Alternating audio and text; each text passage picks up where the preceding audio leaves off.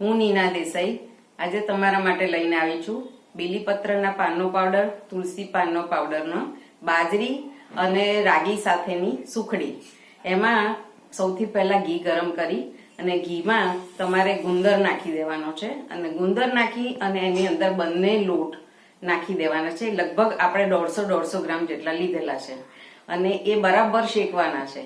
એ શેકાય એટલે એની અંદર સૂંઠ પાવડર, એની અંદર ઇલાયચી પાવડર નાખવાનો છે અને પછી એ બરાબર શેકાય એટલે એમાં તમારે ગોળ મિક્સ કરી દેવાનો છે અને પછી એને થાળીની અંદર પાથરી દેવાનું છે અને આ એકદમ હેલ્ધી સુખડી આપણા માટે તૈયાર છે।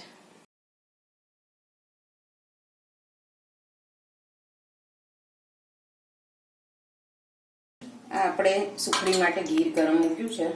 એની અંદર આપણે લગભગ 2 ચમચી જેટલું ગુંદ પાવડર, બાવળનો ગુંદ આવે છે એ છે, એ આપણે નાખ્યું। હવે એની અંદર આપણે આ બાજરીનો લોટ મિક્સ કરીએ છીએ।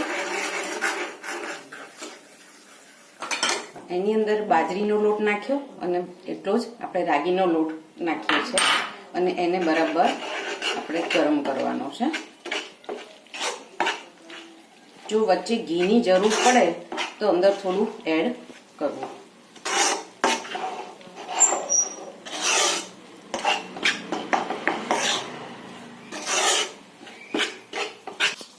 થાળીને બરાબર ગ્રીસ કરી લેવી જેથી સુખડી નીચે ચીટકે નહીં। બીલીપત્રના પાનનો પાવડર એ લગભગ આપણે 2 ચમચી જેટલો નાખીશું। એની સાથે આપણે નાખીશું તુલસી પાનનો પાવડર, એ લગભગ 2 ચમચી જેટલો નાખીશું, 1.5 ચમચી જેટલો નાખીશું। એની સાથે આપણે નાખીશું ઇલાયચી પાવડર, એ લગભગ 5 ચમચી જેટલો નાખીશું અને એની સાથે નાખીશું સૂંઠ પાવડર, એ લગભગ 1 ચમચી જેટલો, 1.5 ચમચી જેટલો નાખીશું।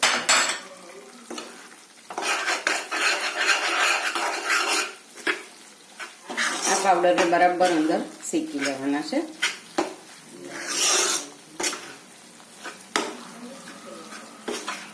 એની અંદર આપણે ગોળ, તોડેલો ગોળ હોય અથવા છીણેલો ગોળ હોય એ મિક્સ કરવાનો છે।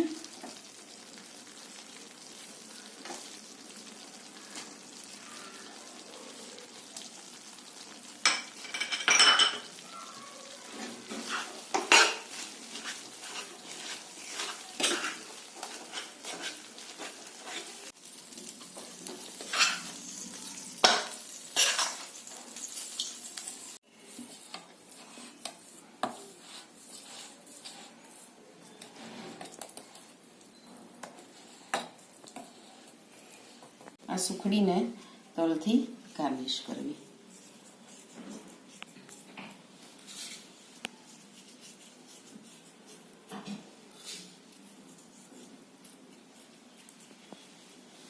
મંદિરમાં પેલો લટકાય છે પેલાનો